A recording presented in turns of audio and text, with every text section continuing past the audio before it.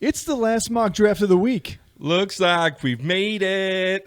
Look how far we've come, my baby. 12-team mock draft coming right at you.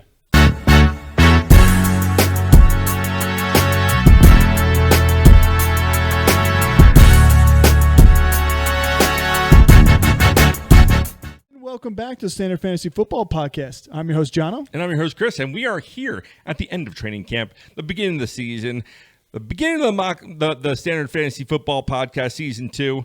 And guess what, guys? Football is here. It is upon us. Regular season's upon us. I'm so excited. We got the TV set up. We got the studio set up.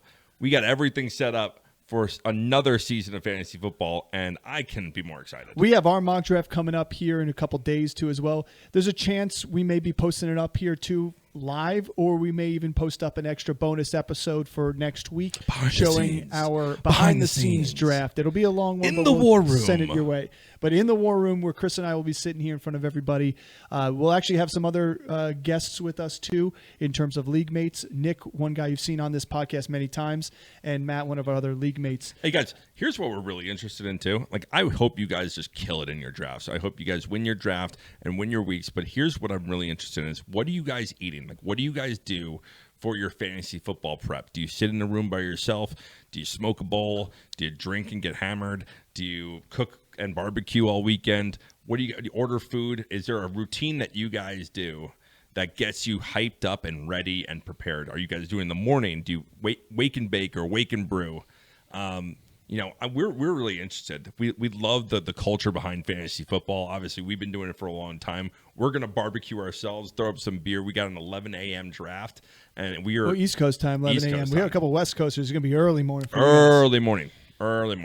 But that being said, let's jump into our 12-team standard scoring. It's going to be our standard setup, too, as well, where you have one quarterback, two running backs, two receivers, a flex, a tight end, and 6 bench spots. We are not going to do kickers and defenses, but we can, at the end of this draft, discuss what our thoughts are on when to draft defenses and when to draft kickers in your league.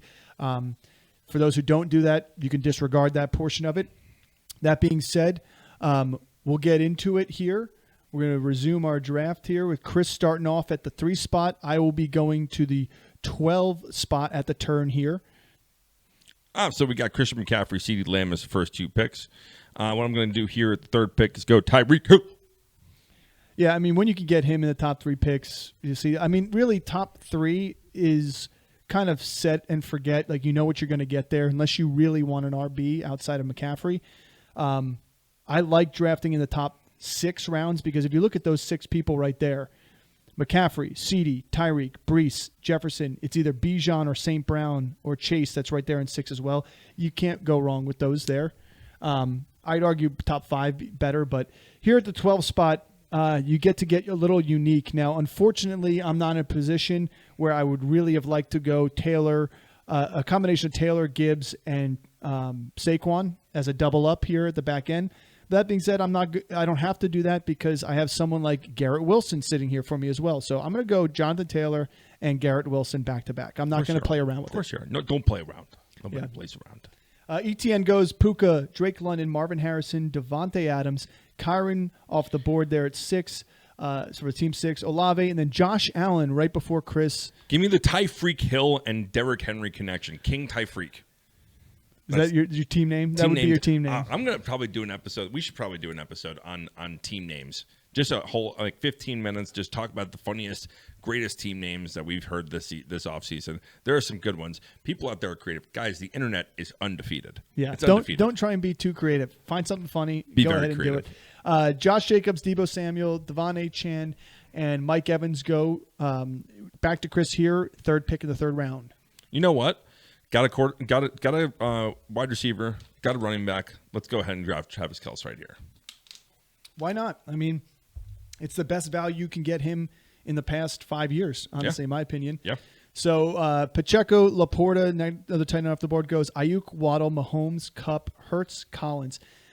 Now, we talked about it here at the turns, and I said it in the last one where I did the first pick in the PPR round. Now I'm at the 12th pick. You get to get value there, and then you jump on a guy you really like. Who's the guy you really like? Well, to me, sitting here, it's Malik Neighbors. Okay. He's not going. I'm going to take him now and then go with a value pick after, but he's not going to come back to me. It doesn't matter if I took him in the third or the fourth round. Sure. It doesn't matter. But he is not going to make his way back to me, and I really want a piece of this offense here, and he's the only piece of this offense. Sure. So the other option here is, do I go another wide receiver or do I solidify my next running back? And I want to be a little bit more even with my team because I would like to go DJ Moore, but I'm going to pivot off of Moore and Metcalf, and I'm going to go with James Cook instead. Guy had, I think, 1,500 all-purpose yards last year. Can have a big season. It could go south, but it could have a big season for Buffalo. Yeah. Coming back to me, I'm going to go and get a guy I really freaking love. I've had him every year for the last 3 years, and that's Devonta Smith. Love me some Devonta Smith. Yeah. Stroud, Kincaid, Zay Flowers, Amari Cooper, and back to you, Chris. You know, here. You could double up on tight end and just go Trey McBride. If it was tight end flex, yeah, why not?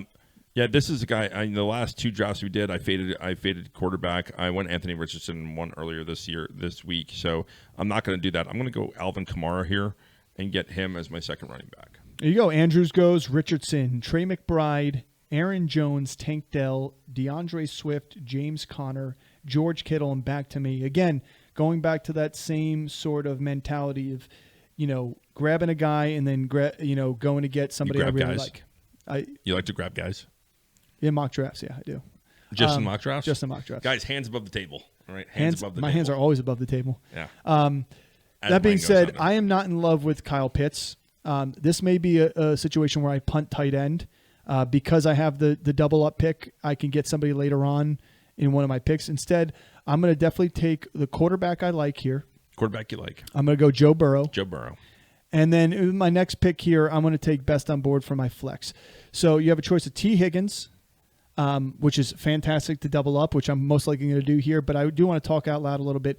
Ramondre Stevenson, Terry McLaurin, Najee Harris, 3 volume guys for their offenses too as well. Volume. So to me, I want to go with T. Higgins. I think he's a wide receiver 2 in his team, respectively, but could finish as a wide receiver 1 in fantasy football. Yeah.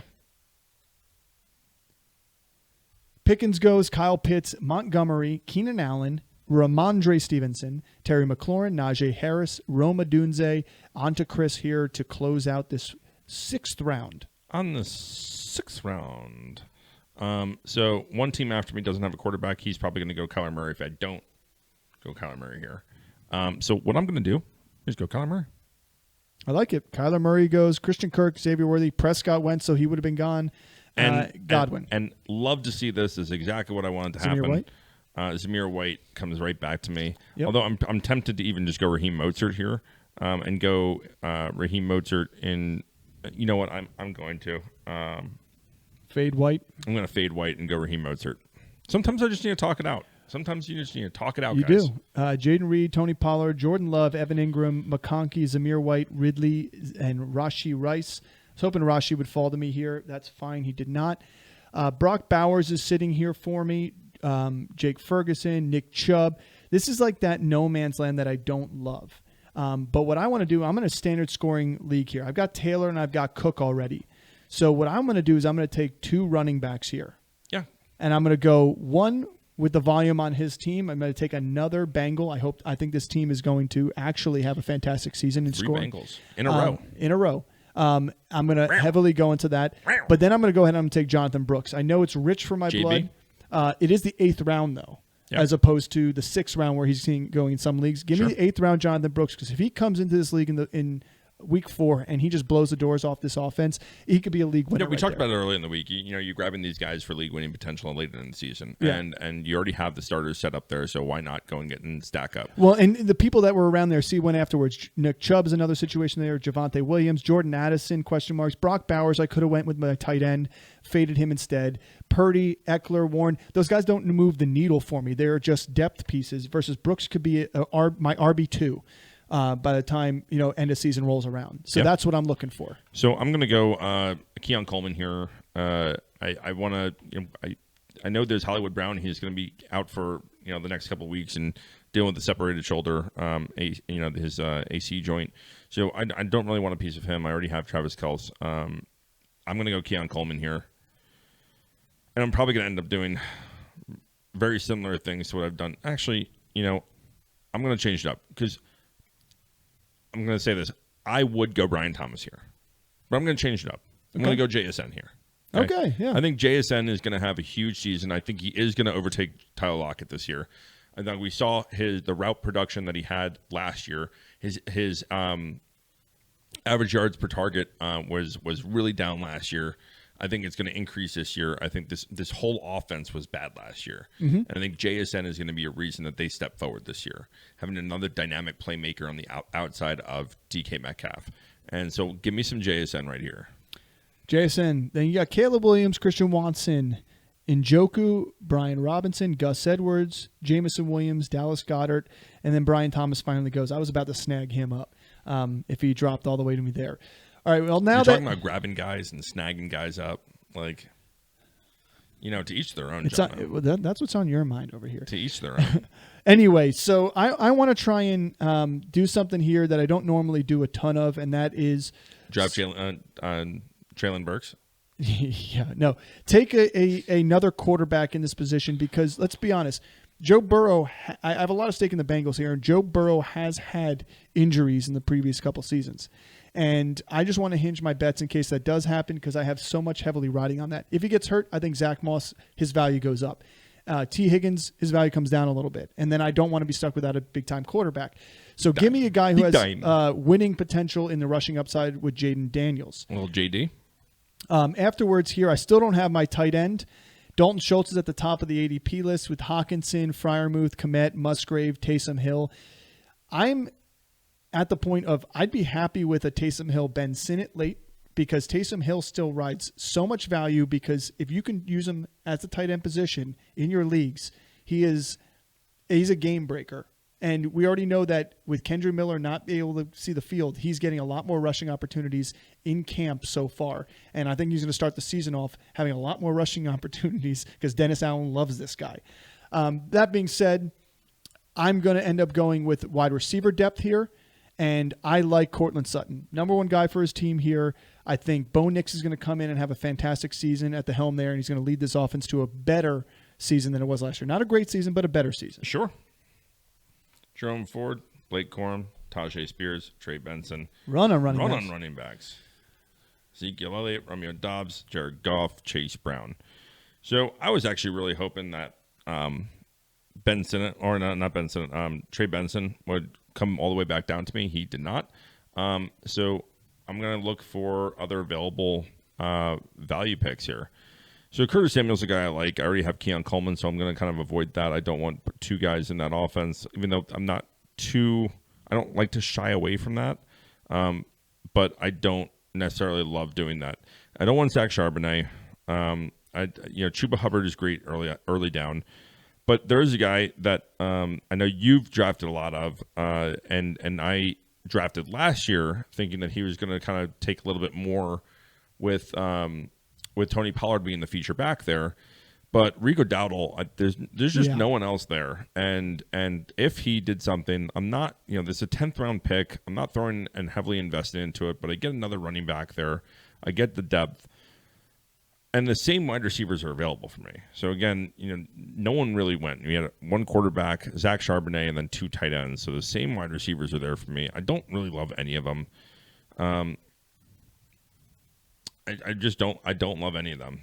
Like, value-wise, I'd probably go quarterback here that I like more. I guess I'm going to, I'm going to go with the rookie. I'm going to go Adonai Mitchell. And, if anything popped off with him, this is kind of maybe a throwaway pick for me where he could end up blowing up. I'm not in love with him. I don't love the value that dropped, but I'm going to take him. I'm a little bummed, too. My picks were gone. I mean, that's a risk you take when and it's tough, too, on the tail end of this for the swings, but Freiermuth and Shakir were one of the two of them I wanted, or both of them would have been my picks right here. So I'm going to pivot from what I originally want to do, and I'm going to go with options that are a best on board guy, and that's going to be Josh Palmer. I think his value is so low for his opportunity being so high. So give me a little Josh Palmer. And then I'm going to finally take my first tight end off the board here. I really like Luke Musgrave in that offense. I love Taysom Hill, Ben Sinnott as well. Those are the three last ones that I would take a shot on. Give me Luke Musgrave for the floor opportunity. Give me the option here that he is going to be a piece of this heavy passing offense. Cole Kmet goes after Jacoby Myers, Aaron Rodgers, Ty Chandler, Jerry Jeudy, Mike Williams, Shaheed, and Leggett. And just in case for an injury, if something did happen to Raheem Mostert or Devon Achane, I'm going to go and get Jalen Wright here and just get depth at running back.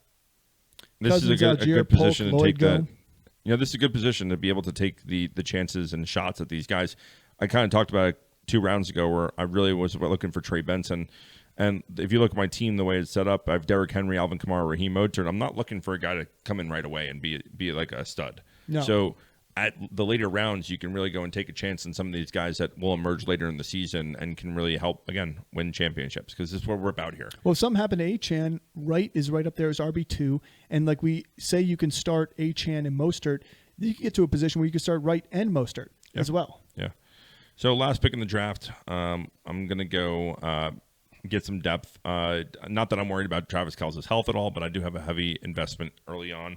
I'm going to get Ben Sinnott with my last pick. Jahan Dotson, Downs, Stafford, Gabe Davis, Taysom Hill goes, K. Dotton goes, Dontavion Wicks, Kendra Miller. Now I'm sitting here where really at the end of the day, I wanted Hill, I wanted Otten, or I wanted Sit. Just draft a kicker. So all those guys are gone. I could take a flyer on one of these other guys, but there's no point in doing it because you can get all these guys off waivers. We're talking Jonnu Smith, who I do like in Miami. You're talking Hunter Henry. You're talking Tyler Conklin over there. Like they're all going to give you similar output. Similar output and value to Luke Musgrave. So why even think about that too much? So instead, let's go for high upside. There's guy here at the top of I haven't had a chance to draft a lot of them. Top of the list here in ADP is Brandon Cooks. I mean, there's no second pass catcher for Dallas. Jalen Tolbert. It's really going to be Brandon Cooks. Like he was a touchdown machine last year. I don't see it changing again this year. 2 years ago. Oh, I mean, let's pull up his stats. Last year in 2023, where's his history? In 2023, where am I? 2023, 8 touchdowns last year. 650 yards, played 16 games. Like, that's something easy for him to do again. So it's going to be a high-volume passing offense. I like that. That being said, I do have plenty of receivers, and I have plenty of running backs. So why not take highest upside, best on board? And I think Adam Thielen is going to give me that. I think Bryce Young is going to have a better season than he did last year. People are expecting him to fail and fall on flat on his face. It's not going to happen. And Adam Thielen is going to be a piece. He's going to be the wide receiver 2 no matter who the number 1 is, in my opinion. Yeah. All right, Chris. So at the 3 spot, give me your quick lowdown on what you did. 3 spot. What you liked. I really like the way this team. And guys, if you've been watching, if you've been following, I try to switch things up for you guys, but my main goal is to get a balanced team. That's what I like to do, and I always try to get that. So going first over, third overall, go Tyreek Hill and get my stud wide receiver, a high volume guy. Swinging back around, got Derrick Henry, got a high volume RB, potentially RB1.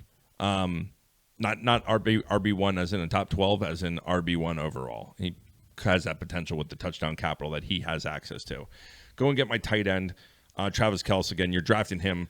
The best value you're going to get him over the last 4 years. And I'm like the argument, Travis Kelce should be drafted probably in the 3rd round or later because his snap shares has gone down year after year.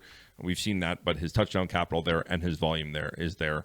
And I think that there's still young receivers out there, even though we have the emergence of Rashee Rice, we have Xavier Worthy there, we have Hollywood Brown there. There's still Patrick Mahomes to Travis Kelce. That's what we talk about for this team. Go and get Devonta Smith as my wide receiver 2. I love Devonta Smith. He's been one of my favorite players outside of George Kittle. Devonta Smith is probably one of my favorite players in the league, even though I'm not an Eagles fan. I don't really like the Eagles. But I will root for the Eagles against the Giants just to see Jono in misery. follow up that with Alvin Kamara, then Kyler Murray, get my quarterback, then go and get Raheem Mostert. And then I started to add some more depth into my wide receiver core with Keon Coleman and JSN.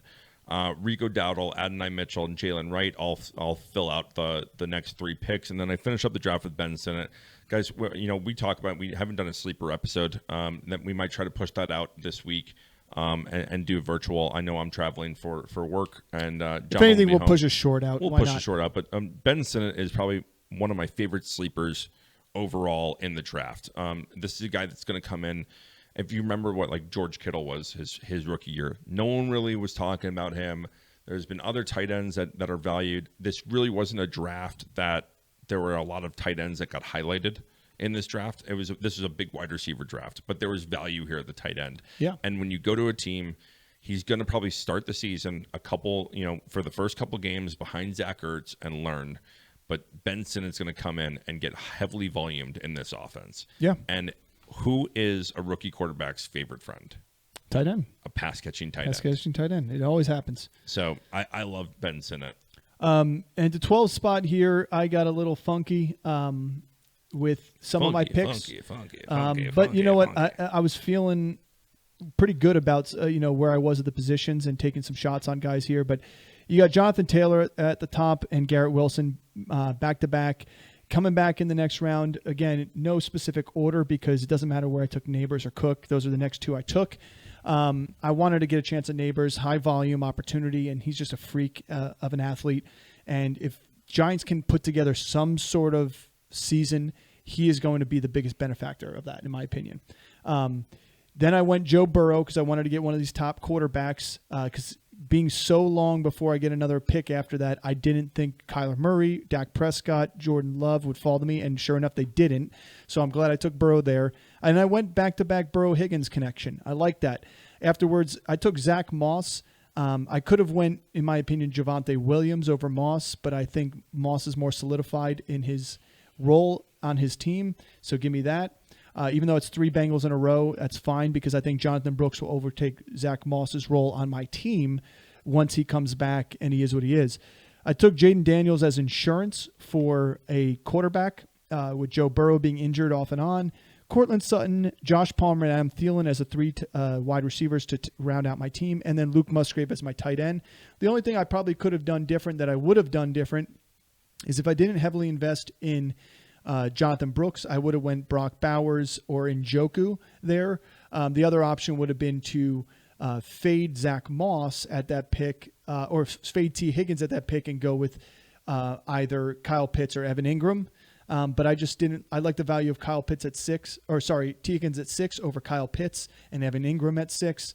So that's the route I went instead. Very happy with my team. Wish I could have got a second tight end to give me some more volume, but I'm fine with Luke Musgrave and then just riding the waiver wire there. Afterwards, you got same value. I mean, Hunter Henry's had some big weeks for people. You've rode him to the championship in the past. Sure have. So to not invest heavily in a tight end like that, Rode Tucker perfectly Kraft. fine. Yeah. Rode Tucker Kraft last year. Yeah. So that's the whole point. Don't be afraid to punt the tight end position because if you don't get one of the top guys, there's a lot of the same afterwards, that you can piece together a good combination. Well, I think that this year you're starting to see way more value at the quarterback position, way more value at the tight end position. And what you really want is for your team to be really well balanced with wide receivers and running backs up in the early rounds. Yes. And you better hit on a lot of guys. If you're going to go and invest with the early tight end, with the early running quarterback, you better hit on guys later on. And that's great when you fade running back and you hit Connor and Aaron Jones. But if you don't hit those guys, and it's risky business out there. That's why you'll never see either one of us draft an early tight end and quarterback. I mean, I don't mind doing it, but I got to know going into it, I'm going to hit on someone, or it will never be wide receiver, tight end, quarterback. It won't be like that. Maybe I'll do a wide receiver running back and then a tight end quarterback and go in early like that, but I'm going to balance my team out. Yeah. You can't stack heavy and rely on things to fall your way because there's probably 1 or 2 assholes in your draft that are going to see you without someone and will pick someone up. I did it. I personally did it in this mock draft to Jono. Yep. And I was like, oh, you just have Luke Musgrave? Oh, you probably need a second tight end? I'm going to grab Ben Sinnott.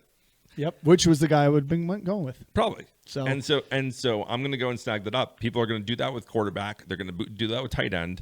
Yeah. Like if they see you're going to be weak, they're going to try to force it on you, especially if you know your league. If you're doing public leagues or whatever, like yeah, just go and get the best available, but if you know your league, there's going to be one or two dickheads in there that are going to try to monopolize positions to force trades later in the season.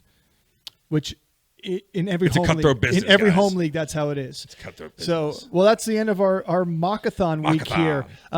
To maybe cap it off, like I said, I think we're going to either post a behind the scenes episode or maybe a live mock draft, or not mock draft, actual draft for our home league, which we call the Glenn and Friends League. Long story. That's for another time.